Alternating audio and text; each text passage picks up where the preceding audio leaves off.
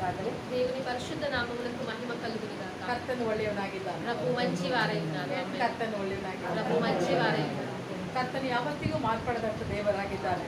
ప్రభు ఎల్లప్పుడూ మారని దేవుడై ఉంటున్నాడు. ದೇವರು ನಮಗೊಂದು ವಾಗ್ದಾನವನ್ನು ಕೊಟ್ಟಿದ್ದಾನೆ. దేవుడు మనకు ఒక వాగ్దానం ఇచ్చి ఉన్నాడు. ವಾಗ್ದಾನ ಏನಂತಂದ್ರೆ, ఆ వాగ్దానం ఏమంటే, ಪ್ರಾಯದ ಸಿಂಹಗಳಾದರೂ ಹೊಟ್ಟೆಗಿಲ್ಲದೆ ಹಸಿದಾಗೂ ದೇವರ ಸನ್ನಿಧಾನದಲ್ಲಿ ಬೇಡಿಕೊಳ್ಳುವವರಿಗೆ ಯಾವ ಮೇಲಿಗೂ ಕಡಿಮೆ ಇಲ್ಲ ಎಂಬುದಾಗಿ. సింహపు పిల్లలైన కొదువె కలిగి లేమి కలిగి ఉండునేమో, అయితే నన్ను నమ్మిన బిడ్డలు లేమి కలిగి వాళ్ళు ఉండరు అని వాక్యంలో ನಾವು ఉంటున్నారు. ದೇವರ ಸಮ್ಮುಖದಲ್ಲಿ ಬೇಡಿಕೊಳ್ಳುವಂತವರಾಗಿದ್ದೇವೆ. మనకు దేవుని సమ్ముఖంలో మొరపెట్టే వారంగా ఉంటున్నాం. ದೇವರು ನಮಗೆ ಯಾವತ್ತಿಗೂ ಕಡಿಮೆ ಮಾಡುವಂತ ದೇವರಲ್ಲ. దేవుడు మనకి ఎప్పుడు కూడా తక్కువ చేసే దేవుడు కాదు. ನಮ್ಮ ದೇವರು మన దేవుడు ನಮ್ಮ ಅಗತ್ಯತೆಗಳಿಗಿಂತಲೂ మన అవసరతల కన్నా ಮೇಲಾಗಿ ಸಂಧಿಸುವಂತ ದೇವರಾಗಿದ್ದಾನೆ. మిక్కిలిగా సంధించే దేవుడై ఉంటున్నాడు. ನಿನಗೆ ಇಷ್ಟೇ ಬೇಕು ತಗೋ ಎಂಬುದಾಗಿ ಕೊಡುವಂತ ದೇವರಲ್ಲ. నీకు ఇంతే అవసరం ఇంతే తీసుకో అని చెప్పే ಈ దేవుడు కాదు. ತಿಂಗಳಿಗೆ ನಿಮಗೆ ಇಷ್ಟೇ ಹಣ ಬೇಕು ಇದು ತೆಗೆದುಕೋ ಎಂಬುದಾಗಿ ಹೇಳುವಂತ ఈ ದೇವರಲ್ಲ. నెలకు ఇంతే డబ్బు నీకు అవసరం ఇంతే తీసుకో అని చెప్పే దేవుడు కాదు. ಅದಕ್ಕಿಂತಲೂ ಮೇಲಾಗಿ ಕರ್ತ ನಿಮ್ಮನ್ನು ಆಶೀರ್ವಾದ ಮಾಡ್ಲಿಕ್ಕೆ ಆತನು ಶಕ್ತನಾಗಿದ್ದಾನೆ. దానికన్నా ఎక్కువగా ప్రభు ఆశీర్వదించడానికి ఆయన శక్తిమంతుడై ఉంటున్నాడు. ಇವತ್ತು ನಾವು ಅಂತ ದೇವರನ್ನ ನಾವು ಆರಾಧಿಸ್ತಾ ఈ ಇದ್ದೇವೆ. రోజు అలాంటి దేవుని మనం అందరం ఆరాధిస్తూ ఉన్నాం. ದೇವರ ಸಮ್ಮುಖದಲ್ಲಿ ನಾವು ಕೂಡಿ ಬಂದಿದ್ದೇವೆ. దేవుని సముఖంలో మనం అందరం చేరి వచ్చి ಆತನ ఉన్నాం. ಪ್ರಸನ್ನತೆಯಲ್ಲಿ ನಾವು ಕುಳಿತುಕೊಳ್ಳುವಾಗ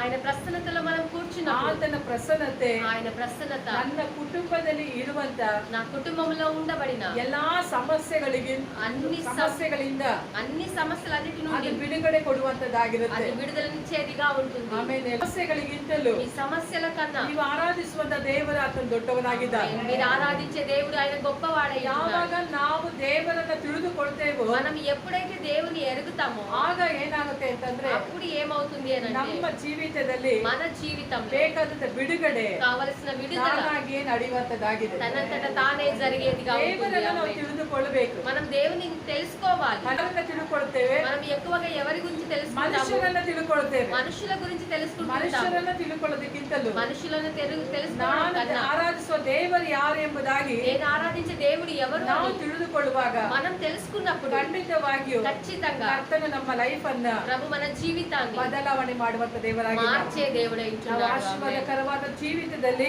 మనం ఆశీర్వాదకరమైన ಮುಂದೆ జీవితంలో ಹೋಗ್ಲಿಕ್ಕೆ ముందుకు ನಮ್ಮ కొనసాగడానికి ದೇವರನ್ನ ನಾವು ತಿಳಿದುಕೊಳ್ಳುವಂತರಾಗಿರ್ಬೇಕು. మన దేవుని మనం తెలుసుకునే వారుగా మనం ఉండాలి. ಮಾಡುವಂತ ಪ್ರತಿ ಪ್ರಾರ್ಥನೆಗೂ మీరు చేసే ప్రతి ప్రార్థనకు ಕರ್ತನು ಖಂಡಿತವಾಗಿಯೂ ప్రభు ఖచ్చితంగా ಆತನ ಉತ್ತರವನ್ನು ఆయన ಅನುಗ್ರಹಿಸುವಂತನಾಗಿದ್ದಾನೆ. జవాబునిచ్చే దేవుడై ఉంటున్నాడు. ಹಲ್ಲೆಲೂಯಾ. హల్లెలూయా. ನೀವು ಪ್ರಾರ್ಥನೆ ಮಾಡುವಾಗಲೇ మీరు ప్రార్థించేటప్పుడే ಆತನು ಕೇಳುವಂತ ದೇವರಾಗಿದ್ದಾನೆ. ఆయన వినేటువంటి దేవుడై ఉంటున్నాడు. ಯಾಕೋಬನು యాకోబు ತನ್ನ ತಂದೆಯ ಮನೆಯಿಂದ ಹೊರಗೆ ಬಂದು తన తండ్రి ఇంటి నుండి బయటికి వచ్చి, ಹೊರಗೈಯಲ್ಲಿ ಬಂದಿದ್ದೇನೆ, వట్టి చేతులతో నేను వచ్చి ఉన్నాను, ಖಾಲಿಯಾಗಿದ್ದೇನೆ, ఖాళీ చేతులతో ఉన్నాను, ಇನ್ನು ನನ್ನನ್ನು ಯಾರು ನೋಡ್ಕೊಳ್ಳಿಕ್ಕೆ ಆಗೋಲ್ಲ, ఇంకా నన్ను ఎవ్వరు చూసుకోవడానికి వీలు కాదు, ಎಲ್ಲರೂ ಕೈ ಬಿಟ್ಟಿದ್ದಾರೆ. అందరూ నన్ను చేయి విడిచిపెట్టి ఉన్నారు. ಇಂಥ ಪರಿಸ್ಥಿತಿಯಲ್ಲಿ అలాంటి పరిస్థితిలో ಅವನು ಯೋಚಿಸ್ತಾ ఆయన యోచిస్తూ ಅವನು ಮಲ್ಕೊಂಡಿದ್ದಾನೆ. ఆయన నిద్రిస్తూ ఉన్నాడు. ಒಂದು ಕಲ್ಲನ್ನ ತೆಗೆದುಕೊಂಡು ఒక రాయిని తీసుకొని ತಲೆ ದಿಂಬಾಗಿ ಇಟ್ಕೊಂಡು తలదింపుగా ఉంచుకొని ಅವನು ಮಲಗಿದ್ದಾನೆ. ఆయన పండుకొని ఉన్నాడు. ಅವನಿಗೋಸ್ಕರವಾಗಿ ఆయన కొరకు ಪರಲೋಕ ತೆರೆಯಲ್ಪಡ್ತು. పరలోకము తెరవబడి ఉంటుంది. ಹಲ್ಲೆಲೂಯಾ. హల్లెలూయా. ಪರಲೋಕವು ತೆರೆಯಲ್ಪಡ್ತು. పరలోకము తెరవబడింది. ಯಾವಾಗ ನಾವು ಸಮಸ್ಯೆಗಳೊಟ್ಟಿಗೆ ಇರ್ತೇವೋ, ఎప్పుడైతే మనం సమస్యలతో ఉంటామో, ಯಾವಾಗ ಕೊರತೆಗಳೊಟ್ಟಿಗೆ ಇರ್ತೇವೋ, ఎప్పుడైతే కొరతలతో ఉంటామో,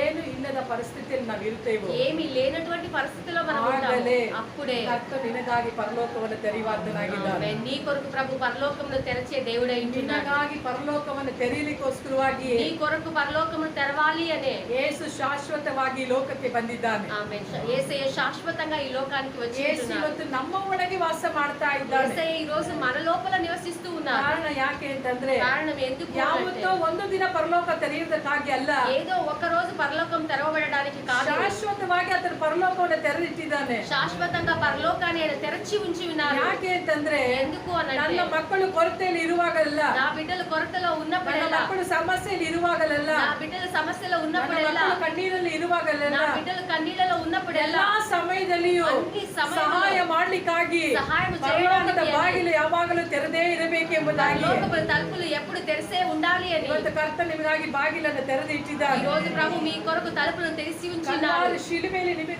ನಿಮಗಾಗಿ ಬೇಕಾದ ಬಾಗಿಲು ತೆರೆಯಲ್ಪಟ್ಟಿದೆ.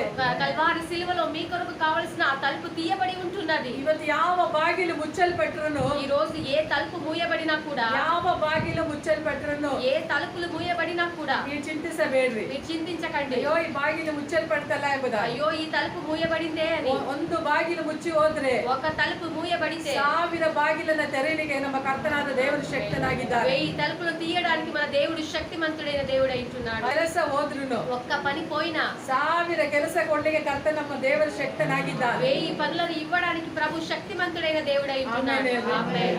ಏನೇ ಆದರೂ ಸರಿ, ఏమే అయినా సరే ನಮ್ಮ ಕರ್ತನು మన ప్రభు ಎಷ್ಟು ನಷ್ಟದಲ್ಲಿ ನಾವು ಇದ್ರುನು ఎంత నష్టంలో మనం ఉన్నా ನಮಗೆ సరే ಸಮೃದ್ಧಿಯನ್ನು ಕೊಟ್ಟು మనకు సమృద్ధిని ನಮ್ಮ కలుగజేసి ಮೇಲೆ ಕೆತ್ತುವಂತ ದೇವರು ನಮಗೆ ಇದ್ದಾರೆ. మన పైకి లేవనెత్తే తండ్రి మనకున్నాడు. ಕ್ರೈಸ್ತನು ಯಾವತ್ತಿಗೂ ನಷ್ಟಪಟ್ಟು ಹೋಗುವುದಿಲ್ಲ. క్రైస్తవుడు ఎప్పుడు నష్టపడిపోడు. ಕ್ರೈಸ್ತನಿಗೆ ನಷ್ಟ ಅನ್ನುವಂಥದ್ದೇ ಇಲ್ಲ. క్రైస్తవులకు నష్టం అనేదే ఉండదు. ಯಾಕಂದ್ರೆ ದೇವರ ವಾಕ್ಯ ಇರುತ್ತೆ, ఎందుకంటే దేవుని వాక్యం ಎಲ್ಲಿ సెలవిస్తుంది, ಸೈತಾನ ಕದ್ದುಕೊಂಡಿದ್ದಾನೋ ఎక్కడైతే సాతాను దొంగిలించి ఉన్నాడో ಅಲ್ಲೇ ನಾನು ಜೀವವನ್ನು ಕೊಡುವಂತ ದೇವರಾಗಿದ್ದೇನೆ. అక్కడ నేను నిన్ను జీవమునిచ్చే దేవుడనే అయించున్నాను ಇವತ್ತು అని. ಕರ್ತನು ಎಲ್ಲಿ ನಷ್ಟ ಇದೆಯೋ అయితే ఇప్పుడు ఎక్కడ నష్టమైతే ఉందో ಅಲ್ಲಿ ಕರ್ತನು ನಿಮಗೆ ಜೀವವನ್ನ ಕೊಡುವ ಆತನಾಗಿದ್ದಾನೆ. అక్కడ ప్రభు మీకు జీవమును కలుగజేసే దేవుడై ఉంటున్నాడు. ಆಮೆನ್. ఆమేన్.